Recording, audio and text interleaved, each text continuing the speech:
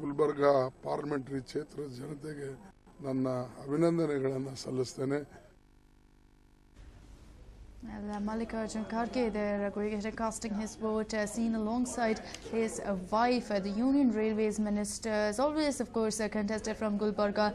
This time as well, he will be hoping that he can retain his seat there. But he does have quite a bit of competition this time around. He has Revu Naik Balmagi of the BJP up pitted against him, and besides which DG Sagar of JDS and Lalita Naik of the AAP, all of them who will give him quite a bit of competition. But Kharge will hope that he will reign supreme once again. The Union Railways Minister there definitely has a personal connect with the people, but Revu Naik Balmage could go ahead and prove to be quite some competition for Mallikarjun Kharge.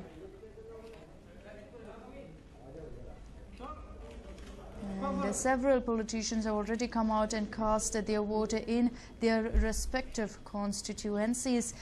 Mallikarjun Kharge in Gulbarga there, this has been the constituency that he so loves, has always contested from the same, and he will be hoping that once again he will retain his seat. He is of course the incumbent MP. And Kharge was accompanied by his wife when they went ahead and cast their vote at a polling booth in Gulbarga.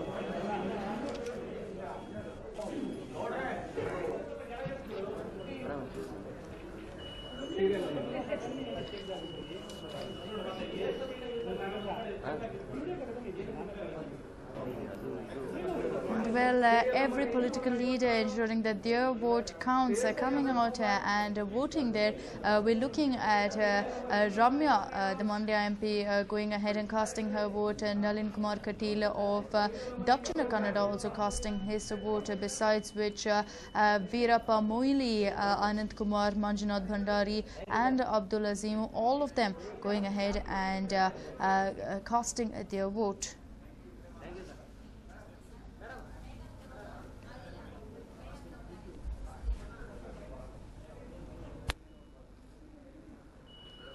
In fact, these are all the crucial constituencies that we're looking at, Akshata. One is that of Mandya, where we are seeing Ramya, the incumbent MP. She was elected to power only about 8 months back, but after that we have seen severe factionalism develop within the Congress, and she has practically been wedged between the two factions that have developed. On the other hand, we have C.S. Puttaraju of the JDS, who is giving her a tough fight.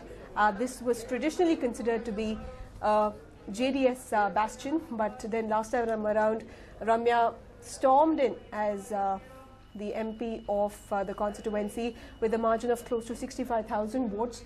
So it is quite a tough fight that we are seeing. On the other hand, from Mangalore we have Nalin Kumar Katil from the BJP, who is the incumbent MP, and he's also one of the lone MPs who has spent his entire MP-led funds on the constituency. Facing him is Janardhan Pujari, who is a veteran Congress leader. He's not been very lucky in the last 4 elections, but he's also a 4-time MP as well and a former union minister as well. So it is the two biggies of Nalin Kumar Katil versus Janardhan Pujari. And what will be crucial in Mangalore, of course, will be the Yettinahole issue. Well, the Yettinahole project is when the Netravati river could be diverted to regions like Chikballapura and Kolar to solve the water scarcity issues there. But the residents of Mangalore not too happy, as they too are facing water woes. Veerappa Moili from Chikballapura, yet another Congress biggie who is facing a former Chief Minister H.D. Kumaraswamy in the same constituency. And then we also have the two Chief Ministers facing the BJP candidate as well. So it is Chikballapura too, a constituency that faces water shortage. Yettinahole is a very crucial aspect there. And Bachegowda from the BJP to faces a major threat to Veerappa Moili is what we are seeing. But it is more of a head-to-head contest between the JDS and the Congress in this particular constituency. Of course, Bangalore South, we know how important that constituency is. It has practically gained national significance with Anand Kumar of the BJP, who's the 5-time MP, who is taking on Nandan Nilekani of the Congress. And then there is Neena Nayak of the Aam Aadmi Party. as well as Ruth Abraham of the JDS, and we have Manjunath Bhandari as well. Well, there we have it, Nandan Nilekani, who just a while back cast his vote in the elections.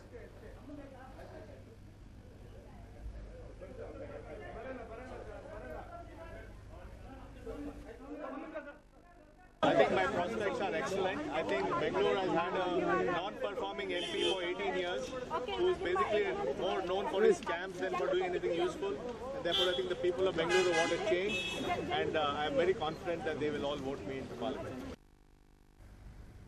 Well, Nandan Nilekani also going ahead and casting his vote. He was seen along with all his family members going ahead and casting his vote. So, of course, it is definitely a very, very, very important elections for him.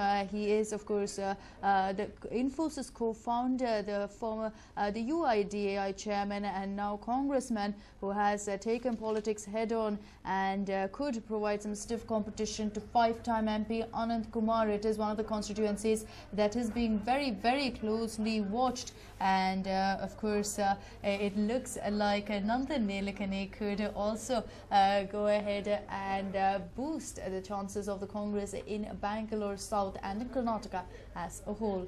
So every political leader, they're coming out and casting their vote, ensuring that they exercise their right, their franchise, and make their voice heard.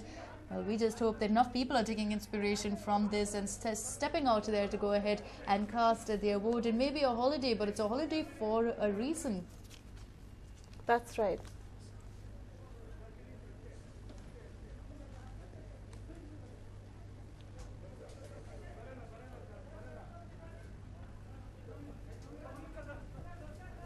Well, just earlier in the day, Akshita, we were talking about how today everyone is at the same level. Everyone is a common man. Everyone is here on just one duty, to choose their future leader. But that somehow was disproven when actor Yash came in to cast his vote. The actor came in, he walked straight into the voting booth despite the fact that there was a long queue of other voters who had come in much before him. There we can see that there is a long queue, but Yash being allowed to surpass everyone and go ahead and cast his vote. Quite an unfair advantage, we must say, because here he's not going in as an actor, he's not going in as a famous personality, but he's merely going in as the citizen of the country to cast a vote in the elections, taking part in the Festival of Democracy. Absolutely, Nishita. In fact, the highlight of this day is that every single person who comes onto the polling booth, who comes there, is just another citizen of the country. Be it whoever you may be, you will at the end of the day be just another person. Your vote will equally matter as the person next to you. And what we have seen through the day is that several of the politicians themselves, several former chief ministers, union ministers, several of them standing in that queue patiently, just like everyone else, and waiting their turn. So very surprising that a sandalwood actor is given preference over everyone else, allowed to jump the queue, allowed to go ahead and beat the crowd, get in there, cast his vote, and is out within a matter of seconds. So definitely very unfair, and something that of course as several people raised their eyebrow over, wondering whether the officials did the right thing in allowing him to cut the queue. Yes, maybe he walked past it, but to some extent maybe the officials should have pushed him back and told him at the end of the day everyone is equal today, you will stand in that queue and cast your vote. But very surprising that an actor actually went ahead and did this.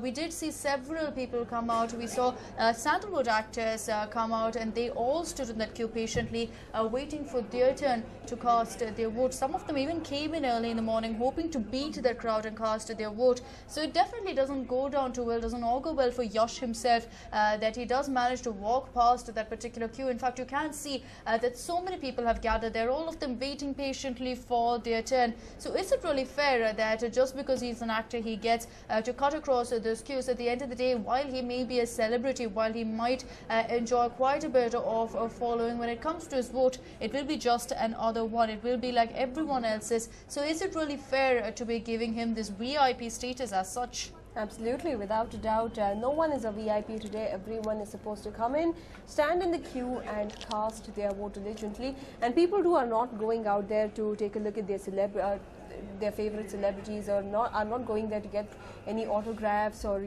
enjoy any performance. They're merely going there to cast their votes. It should be a decent ritual that should be performed, going there, standing in the queue, furnishing the ID card, and then casting